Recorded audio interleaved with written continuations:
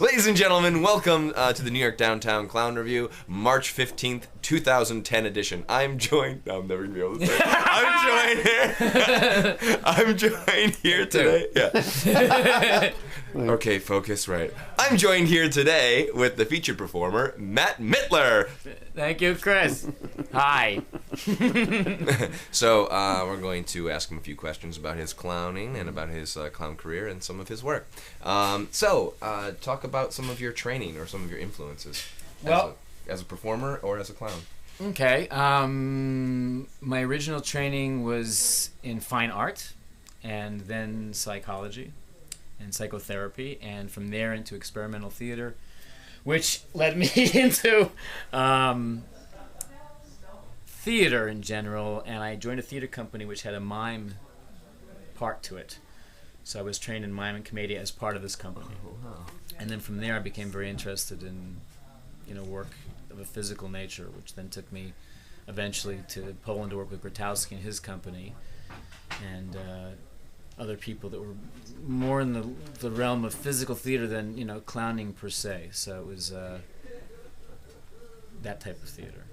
Has your background, your studies, how has that influenced your work?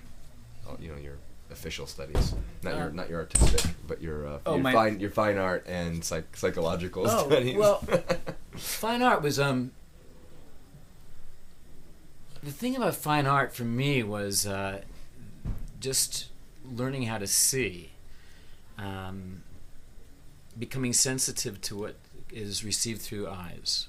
So there was something about that, about seeing, which I think comes into play in performing and as a director, certainly. And then at a certain point in my teens, I began to work as an art therapist with handicapped kids. So that was an interesting shift from doing art for art's sake, let's say, for art as service. And that led me into, when I started doing theater and mime and clowning and things like that as service. So that's the art and angle of it. And I still like to do art. I like doing graphics for stuff. And psychology, psychotherapy, that was more of salvation in a way. I mean, there's an interest, but it was also about just trying to save myself. And at a certain point, I found a theater group that was working with kind of Gestalt principles. And I went, wow, what the hell is this? This is really amazing, because it was work on transformation of oneself, finding fears and barriers and breaking through them. So I began to see that there was a way of doing theater that would be therapeutic. So awesome. Two things about what you just said. First of all, I think there's a quote. I think it's from De Croo, who says, "If mime had a sister, it would be sculpture, not dance or anything like that." So I thought that was an interesting thing. That there's a lot of these physical performances come from that sort of art. And sculpture was actually one of my when I got more into art, drawing and sculpture were the places where I began to focus. And the other place where sculpture, I think, is really becomes something visceral in theater is lighting. And lighting for me is very much like you're sculpting the space. You're working with the light. I always find that very interesting. The sculptural aspect of that. Awesome. Yeah. And and then going back to the idea of service, I know that's a big part of what Dzieci does. Can you talk a little bit about that? Well, Dzieci is a theater company that started about 11 years ago and came out of a workshop that I was doing at the Michael Chekhov studio with a student who said, "I want to work with this all the time." And I said, "Well, so do I. But it just can't happen in America." I had some groups in Europe for a number of years, and I said, "It's America. People don't do that." And she said, "What do you need?" I said, "I need a group." She said, "What if I form a group?" I said, "Go ahead."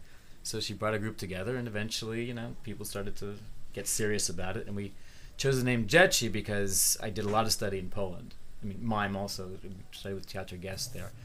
But experimental theater, Growtowski, people like that, and I wanted to pay homage to Growtowski in Poland, so we chose the name Dzieci, which means children.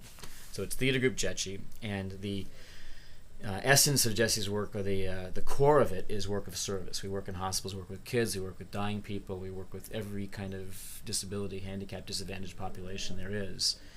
And that's the inner training, so that if we can approach performing on stage with the same sense of service, with the same sort of inner integrity that we have in the hospitals, then we're working in the way we want to be working, the way we choose to work.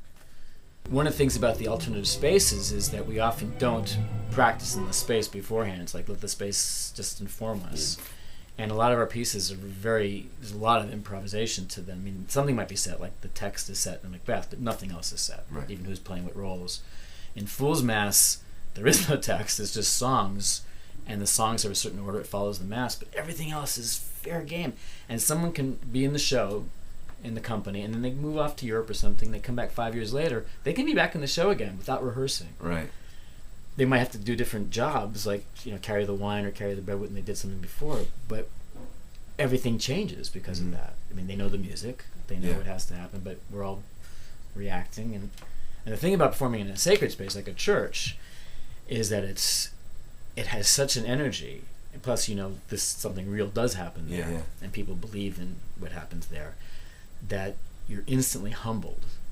So I remember the first time we worked in a church, and every time we work in places like St. John the Divine, you just walk in and go, oh my God, we're going to do this here. How dare we? And how can we possibly, fulfill, something here? Yeah. So being daunted is a good place to be. Clowning, you really want to have that bar be something, almost out of reach, or maybe out of reach. Yeah. I did a clown show based on my Japanese sword training, like stuff I really believed in, like 100%. I was really nervous about my senseis finding out about it. You know what I mean? Because I didn't want them to take it the wrong way. Some of them did, but I thought, gosh, it might sound so horrible. I'm doing a clown show on this stuff that we really believe in. And so I guess. How did they feel? What did they say? Well, the people who saw it loved it, but I was still so nervous. But I think that's sort of the question. This thing about daring. Yeah. I mean, when we first did Fool's Mass at the Abbey, I said, I had a strong relationship with them for a number of years, and we never performed for them. And I said, we should try this piece, Fool's Mass. They were interested in it. I said, they may never want to speak to us. We might be excommunicated from this Abbey. It's like, oh my God. And they were so. But I said, we have to do it, because if they don't like it and if they hate us for this, we need to know that we've crossed the line. We're not fulfilling something. Right. We're not serving what we think we're serving. We're deluded. And they loved it, and they were embracing us, and we were crying. Yeah. And we also did the piece. We now do it every year at United Cerebral Palsy, and it was a sort of similar thing, because we're playing these village idiots and these people that are disabled. And I said, we have to be able to do this for a disabled population, and risk this. Yeah. Because again, if they find it offensive, we are not serving. Again, we're deluded. Right. And I remember we walked into the room there, and they looked at us like we know you.